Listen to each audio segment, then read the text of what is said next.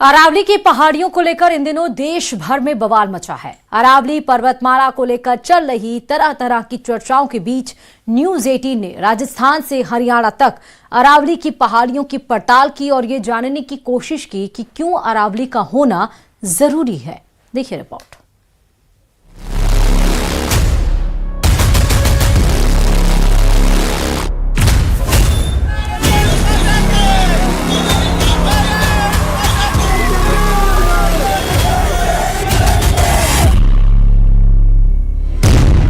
राजस्थान से हरियाणा तक अरावली पर सबसे बड़ी पड़ताल। अरावली पर न्यूज 18 इंडिया की सबसे विश्वसनीय ग्राउंड रिपोर्ट। अरावली की पहाड़ियों को लेकर इन दिनों देश भर में बवाल मचा है। अरावली पर्वतमाला को लेकर चल रही तरह तरह की चर्चाओं के बीच न्यूज 18 इंडिया ने राजस्थान से हरियाणा तक अरावली की पहाड़ियों की पड़ताल की और ये जानने की कोशिश की कि क्यों अरावली का होना जरूरी है और इसके लगातार कटान के भविष्य में क्या नुकसान हो सकते हैं। रेगिस्तान को हरियाली से दूर रखने के लिए जरूरी है अरावली। अरावली के कटाव से आबादी की तरह बढ़ रहा है रेगिस्तान।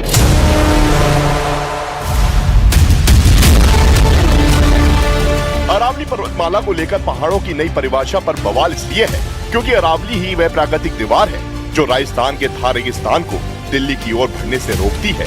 जानकारों का कहना है कि अगर अरावली ना होती तो थार की रेत दिल्ली की दहलीज तक पहुंच चुकी होती। इस खतरे को समझने के लिए न्यूज 18 इंडिया की ग्राउंड रिपोर्ट अहम सबूत पेश करती है। अजमेर नागौर जिले की सीमा पर अरावली की पहाड़ियों की कटाई के बाद रेगिस्तान के रेत के टीले अरावली को पार कर नागौर से आगे बढ़कर अजमेर की ओर बढ़ते दिख रहे हैं।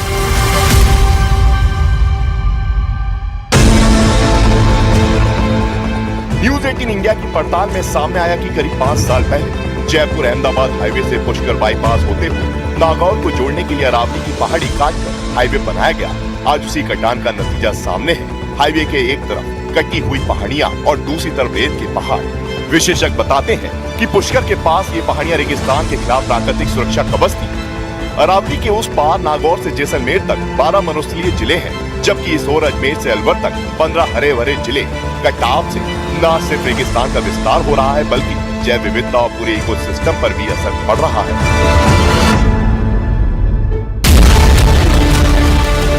अलवर के रामगढ़ और सिरोही में भी ऊंची अरावली पहाड़ियों को कम ऊंचाई दिखाकर खनन की मंजूरी और अवैध खनन के आरोप है। पुष्कर में तो बुलडोजर से पहाड़ियों का स्थिति खतरे में बताया जा रहा है। इतिहासकारों और विशेषज्ञों की चेतावनी साफ है, अगर अरावली की कटाई का सिलसिला जारी रहा तो रेगिस्तान के दिल्ली तक पहुँचने का खतरा और गहराएगा।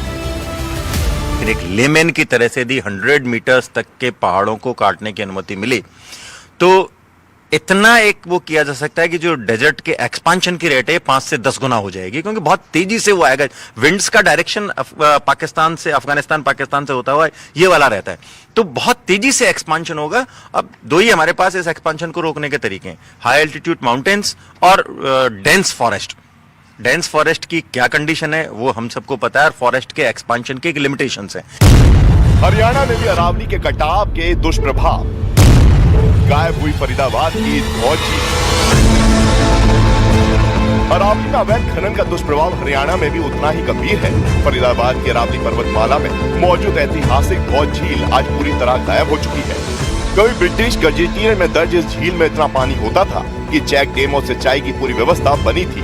आखिर बार ये झील वर्ष 2003 में भरी थी, जब इसका जलस्तर 30 से 50 फीट तक था। आज हालात ये है कि ये झील की जगह महज जमीन का एक टुकड़ा रह गया है। लेक जो है वो 1800 की का जो पूरा दौर रहा है उसमें भी है। ब्रिटिश कालीन ये लेक रही है।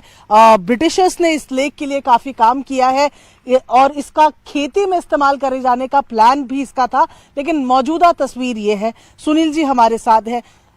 कितनी बड़ी ये लेक थी तकरीबन, और फरीदाबाद की क्या कहें कि सेकंड सबसे बड़ी लेक थी? हाँ, मतलब अगर हम देखो फरीदाबाद के हिसाब से देखें तो ये सेकंड सबसे बड़ी लेक थी। अगर हम पुराने जो हिस्टोरिकल रिकॉर्ड के हिसाब से देखते हैं तो ब्रिटिश गजेटियर जो पब्लिश हुआ था लास्ट जो है 1885 में, अकॉर्डिंग टू ब्रिटिश गजेटियर जो अरावली के इस पैच में जो दिल्ली गजेटियार है, उन्होंने सारे नालों को जो है उनका जो सर्वे किया था, उनके असेसमेंट के अकॉर्डिंग ये 8 नंबर नाला था जो मांगर से निकल के आता था और इसका फ्लो इतना ज्यादा था कि ये आगे जाकर के कबूलपुर काफी दूर एक गांव है वहां तक ये जाता था। और उन्होंने अपने उसमें रिकॉर्ड में मेंशन किया है कि जब ये नाला जो फुल फ्लड के साथ आता था तो ये काफी ज्यादा जो है एरिया को जो है नुकसान पहुंचाता था। रिसर्चरों के मुताबिक खनन गतिविधियों ने झील के प्राकृतिक जल मार्गों को अवरुद्ध कर दिया।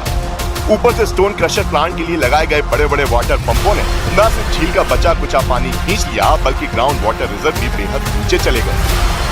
यही तस्वीर पाली पर्वत श्रृंखला में भी दिखती है, जहां नियमों की अनदेखी कर एक्विफर लेवल तक माइनिंग की गई, पानी निकालकर खनन जारी रखा गया, जिसके चलते सुप्रीम कोर्ट को हस्तक्षेप कर माइनिंग पर रोक लगानी पड़ी। ये माइनिंग इस लेवल तक की गई कि ग्राउंड वाटर जो है वो पूरा इस इलाके में यहाँ पर भर गया है। ये तस्वीरें आप इस पानी के चारों तरफ की देखेंगे तो आपको माइनिंग के जो निशान हैं वो साफ तौर पर दिखेंगे कि किस तरीके से पूरे पहाड़ पे यहाँ पर माइनिंग की गई है। और सबसे बड़ी बात है कि ये सिस्टमैटिक तरीके से नहीं की गई है। ये आप देखेंगे कि एक तरीका माइनिंग के लिए भी होता होगा, लेकिन ऊपर कहीं से कहीं खोदा हुआ है, उसके नीचे आप देखेंगे कि कोई सीरीज नजर नहीं आ रही है। अब सुनील जी हैं हमारे साथ, मैं सुनील जी से यहाँ पर पूछती हूँ। सुनील जी, ये तस्वीर कब बदली? ये यहाँ पर लीगल माइनिंग, इलीगल माइनिंग, क्या यहाँ पर क्या चल रहा था? सो बेसिकली 90s में जब दिल्ली से शिफ्ट होकर के माइनिंग पहली बार जब इधर हुआ था तो ये फरीदाबाद की जो बेल्ट थी, खासकर सूरजकुंड से लेकर के और मांगर तक का जो एरिया था, इसमें जो है इन्होंने माइनिंग के पट्टे ऑप्शन किए थे। पहली बार जो ऑप्शन हुआ था वो बजरी के लिए माइनिंग के पट्टे हुए थे। ये जो एरियाज हैं ये प्राइमरी यूज किए गए थे बजरी के लिए, और बजरी खोदने के बाद में फिर बाद में जब क्रेशर जोन आ गया तो यहाँ पे पत्थर की खुदाई भी शुरू हो गई। तो आप अगर यहाँ पे देख सकते हो कि जो जिस तरीके से यहाँ जो जहाँ पे डेप्थ वाला जो एरिया जहाँ से ये एक्यूफर को पंचर किया गया है, ये बजरी वाला पोर्शन है जहाँ से बजरी निकाली गई है। और साइड में जो ये खड़ी खुदाई की है, इसमें जो है पत्थर निकालने के लिए फिर उसी माइनिंग को जो है एक्सटेंड करके फिर पत्थर भी उसी से निकालना शुरू किया। कुल मिलाकर राजस्थान से हरियाणा तक अरावली की कटाई और अवैध खनन ने दोनों प्रदेशों को फायदा कम नुकसान ज्यादा पहुंचाया है। और अगर अब भी खनन रोकने के लिए सख्त कदम नहीं उठाए गए तो इसके पर्यावरणीय और जल संकट के नतीजे दूरगामी और विनाशकारी साबित हो सकते हैं।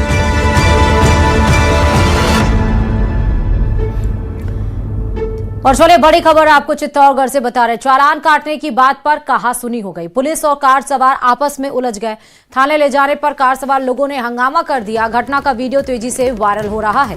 वीडियो वायरल होने के बाद एएसआई लाइन हाजिर किए गए हैं। बड़ी खबर इस वक्त की चित्तौड़गढ़ से ये बड़ी खबर सामने आ रही है, जहां चालान काटने की बात पर कहासुनी हुई है।